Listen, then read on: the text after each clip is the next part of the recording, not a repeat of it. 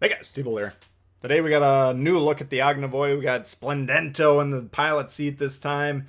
Finally put some points into him. Now that he's got the radio locator in slot 3, we're going to try him out on some more builds, more torpedo-centric Soviet destroyer builds. Ognevoi fits the bill there. The build we just saw for the ship a moment ago, that's what I changed it to after this game. I played a few games refamiliarizing myself with the ship. Didn't put the mods on there. If you've ever seen me stream on a day that we get new ships from Wargaming, almost always I forget to put the mods on. So this is a raw ship without any alteration. We'll see the stats pop up on the screen here in a moment. Just there's some minor tweaks. Like I think the concealment goes from 5.8, which didn't stand out to me as crazy because on a Soviet destroyer, most of my builds with Trubetskoy, we don't have any concealment there, and usually the concealment range is like 7 kilometers. So I'm like, oh, 5.8, that's pretty good for this thing. But you actually get it down to 5.2. And pair that with 10-kilometer torps, you got some action here. So you got some room to work with on this destroyer.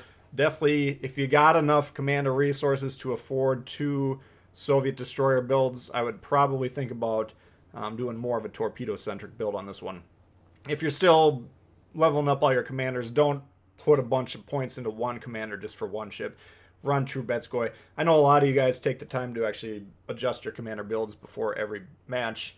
I would never possibly remember to do that, but if you do, then you can definitely tinker the build. But this one more focused on the torps, okay? We'll see the guns in action. Not horrible, but they're not nearly as punishing as a lot of the Soviet destroyer guns. Usually, if you can rush the enemy destroyers, you can just wrangle them to the ground. They stand no chance in a 1v1 fight. But here, we've got to be a little bit more tactical. Here we're spawning on the south end of B. 4 destroyers per match here, or per side, and we got to be a little bit careful in that situation. We're going to zone some torps in the gap, and then we're actually going to bounce off this island. This isn't me just not paying attention where we're going. The idea here is you bounce off the island, and then you back into it. So if you have an island that's right next to the cap like this, you're the destroyer, go ahead and bounce off of it and then back in, and then if you get rushed, you can gun the engine and get out of there. Okay, so here's the Fubuki. You can see the guns aren't bad here, but not necessarily punishing them as much as a lot of the Soviet destroyers do. And then he's got a cruiser behind him. He's going to have another destroyer behind him. And we're taking some shots. So this is why we wanted to be facing away from the enemies. We go ahead and drop the smoke here. Disengage. This is where the prop mod would become in handy here. We're a little bit slow on the uptake, getting out of here. And we'll see it even worse at the end of the game here when the prop mod costs us direly. But you know, just keep in mind if you're watching the footage here, there's no prop mod. I would always put the prop mod on destroyers except for the British. I can't think of any others. I don't usually run it on, but the British kind of have a built-in prop mod, so you don't need it. Here we got some torps coming our way. We're going to go ahead and dodge those. And then what I want to focus on here is the play of this Indianapolis. Now, he's seen what's going on here. I know he saw the Fubuki. He sees the smoke. He might have even seen that other destroyer to the north of Cap. But this is the play. This is why the radar cruisers are so valuable, and this is why we talk about killing them all the time. A lot of times your teammates that are in the radar cruisers won't actually play them to their... They won't use the consumables very well, so they don't bring out their full potential. But you can see he actually was shooting right as he left the screen. I finally noticed now he's dropped the radar, but he's already wrecking the Fubuki. He doesn't even need our help. We turn to chime in with the guns because, of course, when the ships are radared, you got to kill them. We always kind of consider a radar that doesn't result in at least one destroyer being killed a little bit of a failure. Sometimes it's still a valuable play. It depends on the outcome, but usually you want one dead destroyer. Now, he did a great job there. He just wrecked the guy. But that's the type of play that you need to be looking for as a radar cruiser. He saw the smoke. He saw he could get in there undetected, made the play. He knew the targets were going to be in the area. They're still capping. Drives right at him, radars him, wrecks him. Great job there. So that was an excellent play by that guy. Wanted to point that out.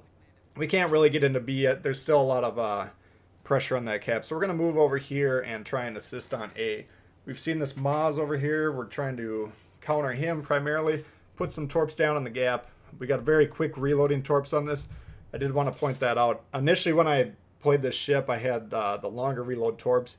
That 4-slot mod on the ship. You can add, I think, 4 torps to your launchers, but the reload goes up by about 30 seconds. This is probably the higher damage per minute build. I haven't run the numbers, but usually if you get the quicker reload, even though you got a little bit less volume, still should be more damage. So I think I'm going to stick with this build anyway. But getting back into this play here, we got the terrible down yonder. We're trying to ping him down there, get the teammates to shoot him. And then we're making a play for this Maz. He's kind of stuck here on the island. He's got the Fabu or the Akatsuki in our team that kind of rushed him or drove by him. I don't know what exactly happened there. But we're getting spotted. And I thought we were getting proxy spotted. I'm like, what's this guy got the proxy spot mod on slot 3? No, it's actually this Akatsuki here. And note where we launched those Torps, okay, towards the ship. He's going to slam on the brakes. We understand that. Torps away. And you can see here they're right at him. He gone! Okay? And that's going to be, you probably tell from the thumbnail of this video, we're going to be torping destroyers, but I want to talk about, and maybe we'll expand on more as the game ends here. We're going to have some more tips, but the theme is don't aim the torps at where the game tells you the destroyer is going, okay? Destroyer players, unless they're completely green, you know, they're completely brand new players, they're going to alter their course. If they, okay, I see a destroyer near me, what am I going to do? I'm going to change what I'm doing because I know what he's doing, especially if he's not shooting back at me. Then I know for sure he's launching those torps. And if the guy's launching the torps, he's almost always launching them at the indicator. Almost all the destroyer players out there launch on the indicator, on that gray indicator, almost every time. Here we're torping the gap, okay? We don't know where the Maz is, but we know he's got one of two options. Look at the map. He's getting pressured by the north. He's got a destroyer up there. He's got cruisers. Other guys were shooting at him. So I'm thinking, he's got to get out of there. He's going to disengage. I torp the gap. Okay, we don't even aim at the guy. And look where we got the shot. He slammed on the island. His captain abandoned ship, got off there, let the crew off, and we got him. Okay, we're not aiming these torps on any indicators, guys. This is, and I always preach, don't spend too much time torping these destroyers. And see how long it takes us to launch these. We just get them out the ship as quick as we can. As soon as the ships or the torps are reloaded. But just guess where they're going to go. Not where they're going right now, because that's not where they're going to be. We're getting shoved around by this guy here, tough guy. I've played 11,000 plus games. I don't think I've ever seen anyone intentionally ram anyone. And very, very rarely, if it ever happens. If someone hits you, it's because they're doing something else. They're zoomed down the binoculars or they're looking over their shoulder. You hit them, they hit you, slam on the brakes, disengage. If you would have shoved me in the torps there, potentially both of us could have gone down. I mean, that could have very easily been a double strike from the grave. From that Maz. So kind of a piss poor play there. Hate to see it, but so, you know, I usually get a little bit pissed right when I hit someone, but then you got to calm down. You got to be like, okay, he probably didn't mean that. Let's just let bygones be bygones, get off each other, and then get back to business. Here we got two options. We can go into B, which is currently being captured by a destroyer, which might get spotted by the battleship by C, but not likely. Not if he's going out of his way to not get spotted. So I'm not worried about B. We do have the radio locator suggesting we got something up here. I'm the only guy with the radio tracker over here, so I'm taking the lead to counter this destroyer. Okay, if it's the cruiser that I'm tracking here, he's got a great concealment build or something, maybe I'll get caught and killed. And going against the Terrible, which I believe has almost full health, my odds aren't great. But I'm taking on the role here because we're the only one that can reliably find this guy. Okay, if we let him go, he's going to start torping battleships. And whatever's going to happen. But watch where this torp indicator, or where we aim here. You see how far that torp indicator is? Halfway. We do a double salvo halfway. We're trying to knock out his engines. This is a set play. Even if we don't knock out the engine, he's going to slam on the brakes like he does here. So you saw early in that sequence, we knocked out his engine. And now we drop the smoke and then immediately turn away to dodge his torps. That's also a set play. But I think he actually dodged these. I think he slammed on the brakes. I think he missed them. I think we aimed in front of him. But I think because these torps are such low visibility, he slammed on the engine again, and boom!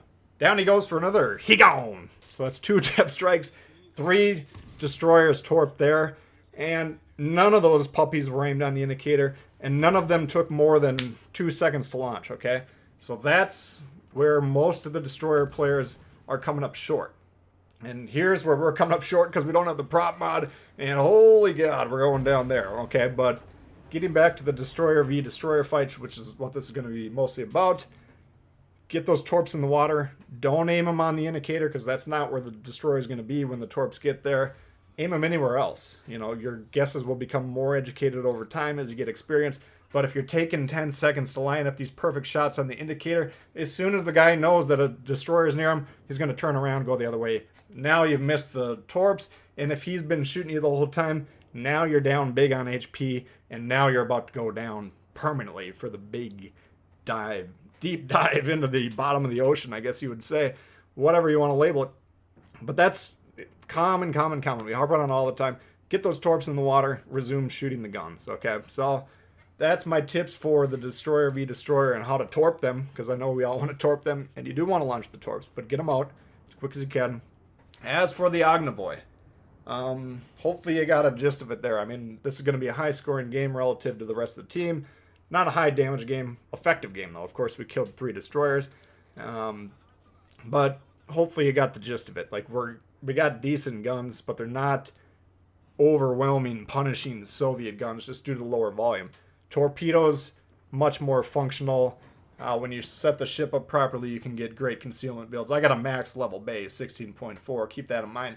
But you're still going to be around the 5.4, 5.5 range with like a normal bay or even lower, whatever it winds up being. It's a good level of concealment on the ship.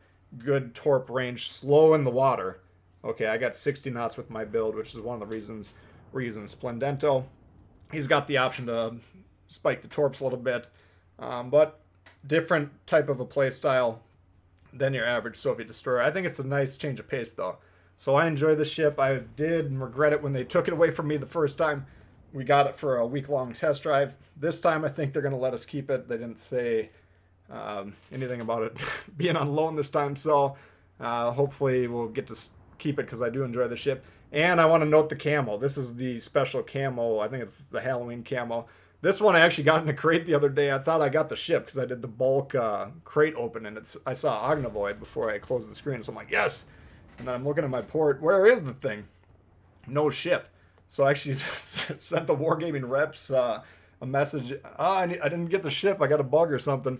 And then I looked on the website. It was actually just the camo, which was fine. I mean, it's a cool prize and all, but I didn't have the ship. So I'm like, well, I guess that one went to waste. But then they gave all the CCs the ship, so we got to use the camo on it. So anyway, that's where we got that one. That's a look at the Ognevoi, though. If you did enjoy it, please hit the thumbs up. New to the channel, consider subscribing. We got lots of World of Warships coming all the time for you. Questions, comments, leave them below. Love to hear from you guys, and we'll see y'all later. Peace.